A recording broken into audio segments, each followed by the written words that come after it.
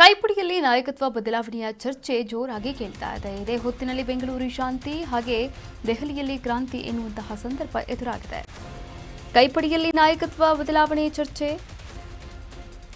ಬೆಂಗಳೂರಲ್ಲಿ ಶಾಂತಿ, ದೆಹಲಿಯಲ್ಲಿ ಕ್ರಾಂತಿ. ನಿನ್ನೆ ದೆಹಲಿಯಲ್ಲಿ ಹೈಕಮಾಂಡ್ ಮೀಟಿಂಗ್ ನಡೆಸಿದೆ. ಸೋನಿಯಾ ಗಾಂಧಿ ಅವರ ನೇತೃತ್ವದಲ್ಲಿ ನಿವಾಸದಲ್ಲಿ ನಡೆದಂತಹ ಮಹತ್ವದ ಸಭೆ ಇದಾಗಿತ್ತು.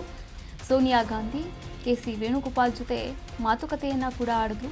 ಸೋನಿಯಾಗೆ ನಾಯಕತ್ವ ಚರ್ಚೆಯ ರಿಪೋರ್ಟ್ ಸಲ್ಲಿಕೆಯನ್ನು ಕೂಡ ಮಾಡಿದ್ದಾರೆ ವೇಣುಗೋಪಾಲ್ ಅವರು. ಈಗಾಗಲೇ ಸೋನಿಯಾಗೆ ವರದಿ ನೀಡಿರುವ ಮಲ್ಲಿಕಾರ್ಜುನ ಖರ್ಗೆ ರಿಪೋರ್ಟ್ ಬಳಿಕ ನಿರ್ಧಾರವನ್ನ ಕೈಗೊಳ್ಳಲಿದ್ದಾರೆ ವರಿಷ್ಠರು. ನೋಡಿ, ಈಗಾಗಲೇ ರಾಜ್ಯ ಕಾಂಗ್ರೆಸ್ನಲ್ಲಿ ನಾಯಕತ್ವ ಬದಲಾವಣೆಯ ಚರ್ಚೆ ಸುಮಾರು ಸೆಪ್ಟೆಂಬರ್ನಿಂದ ಕೂಡ ಕೇಳಿ ಬರ್ತಾ ಇರುವಂಥದ್ದು. ಸೆಪ್ಟೆಂಬರ್ ಕ್ರಾಂತಿ ಆಗುತ್ತೆ ಅಂತ ಹೇಳಿದ್ರು, ಅದು ಸ್ವಲ್ಪ ತಣ್ಣಗಾಯಿತು. ಹಾಗೆ ಅಕ್ಟೋಬರ್, ನವೆಂಬರ್ ಕ್ರಾಂತಿಯೂ ಕೂಡ ಅಟ್ ದ ಲಾಸ್ಟ್ ಮೂಮೆಂಟ್ ಎಲ್ಲವೂ ಕೂಡ ತಣ್ಣಗಾಗಿರುವಂಥದ್ದು. ಇದೀಗ ಡಿಸೆಂಬರ್ ಅಂತ್ಯ ಅಂದರೆ ವರ್ಷದ ಅಂತ್ಯದಲ್ಲಿ ಇರುವಂಥದ್ದು. 2.5 ವರ್ಷ ಏನೋ ಸರ್ಕಾರ ಪೂರೈಕೆ ಮಾಡಿದೆ. ಆದರೆ ಬೆಂಗಳೂರಲ್ಲಿ ಇತ್ತೀಚೆಗೆ ಸ್ವಲ್ಪ ಶಾಂತಿ ಆಗಿತ್ತು. ಅಂದರೆ ರಾಜ್ಯ ರಾಜಕೀಯದಲ್ಲಿ ಈ ಬ್ರೇಕ್ಫಾಸ್ಟ್ ಮೀಟಿಂಗ್ ಬಳಿಕ ಉಭಯ ನಾಯಕರು ಕೂಡ ಶಾಂತಿ ಸಮನ್ವತೆಯನ್ನು ಕಾಪಾಡಿಕೊಳ್ತಾ ಇದ್ದಾರೆ. ಆದರೆ ಇದೇ ಒಂದು ಕುರ್ಚಿಯ ಚರ್ಚೆ ಏನಿದೆ, ಬದಲಾವಣೆ ಏನಿದೆ, ನಾಯಕತ್ವ ಬದಲಾವಣೆ, ದೆಹಲಿಯಲ್ಲಿ ಕ್ರಾಂತಿಯನ್ನು ಶುರು ಮಾಡ್ತಾ ಇರುವಂಥದ್ದು. ನಿನ್ನೆ ದೆಹಲಿಯಲ್ಲಿ ಹೈಕಮಾಂಡ್ ಮೀಟಿಂಗನ್ನು ಕೂಡ ನಡೆಸಿರುವಂಥದ್ದು ಸೋನಿಯಾ ಗಾಂಧಿ ಅವರ ನೇತೃತ್ವದಲ್ಲಿ ಅವರ ನಿವಾಸದಲ್ಲಿ.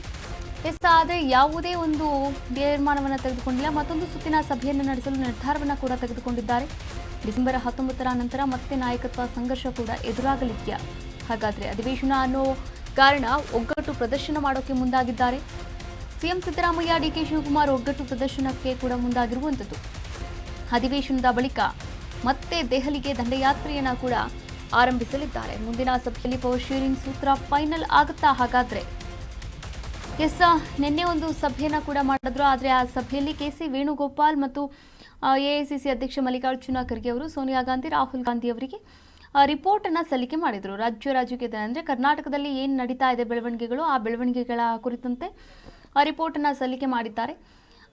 ಒಂದು ಸಭೆಯನ್ನು ಕೂಡ ನಡೆಸಿದ್ರು. ಆ ಸಭೆಯಲ್ಲಿ ಯಾವುದೇ ನಿರ್ಧಾರವನ್ನು ಕೈಗೊಳ್ಳೋಕೆ ಆಗಿಲ್ಲ ವರಿಷ್ಠರು. ಹೀಗಾಗಿ ಮತ್ತೊಂದು ಸುತ್ತಿನ ಸಭೆಯನ್ನು ನಡೆಸೋಕೆ ವರಿಷ್ಠರು ತೀರ್ಮಾನವನ್ನು ಕೂಡ ಮಾಡಿಕೊಂಡಿದ್ದಾರೆ. ಡಿಸೆಂಬರ್ 19ರ ನಂತರ ಮತ್ತೆ ನಾಯಕತ್ವ ಸಂಘರ್ಷ ರಾಜ್ಯದಲ್ಲಿ ಹೆಚ್ಚಾಗಬಹುದು ಎನ್ನಲಾಗ್ತಾ ಇದೆ. ಯಾಕಂದರೆ ಈಗ ಅಧಿವೇಶನ ನಡೀತಾ ಇದೆ. ಅಧಿವೇಶನ ಡಿಸೆಂಬರ್ 18, 19ಕ್ಕೆಲ್ಲ ಮುಗಿದೋಗ್ಬಿಡುತ್ತೆ.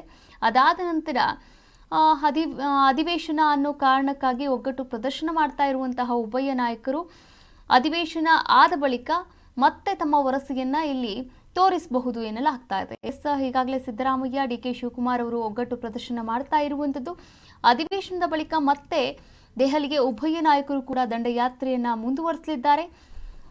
ಈ ಒಂದು ಕುರ್ಚಿ ಆಟ ಏನಿದೆ, ಕುರ್ಚಿ ಆಟ ಮತ್ತೆ ಮುಂದುವರಿಯುವಂತಹ ಎಲ್ಲ ಸಾಧ್ಯತೆಯೂ ಕೂಡ ಇರುವಂಥದ್ದು. ಆದರೆ ಈ ಒಂದು ಕುರ್ಚಿಯ ಕಾದಾಟಕ್ಕೆ ವರಿಷ್ಠರು ಮದ್ದನ್ನು ಅರಿಬೇಕಾದಂತಹ ಪ್ರಸಂಗ ಎದುರಾಗಿರುವಂಥದ್ದು. ನಿನ್ನೆ ಒಂದು ಸಭೆಯನ್ನು ನಡೆಸಿದ್ರು. ಆ ಸಭೆಯಲ್ಲಿ ಯಾವುದೂ ವರ್ಕೌಟ್ ಆಗಿಲ್ಲ. ಈ ಕುರಿತಂತೆ ಮತ್ತೊಂದು ಸಭೆಯನ್ನು ಕೂಡ ಮಾಡಲಿದ್ದಾರೆ ಸೋನಿಯಾ ಗಾಂಧಿ ಅವರ ನೇತೃತ್ವದಲ್ಲಿ.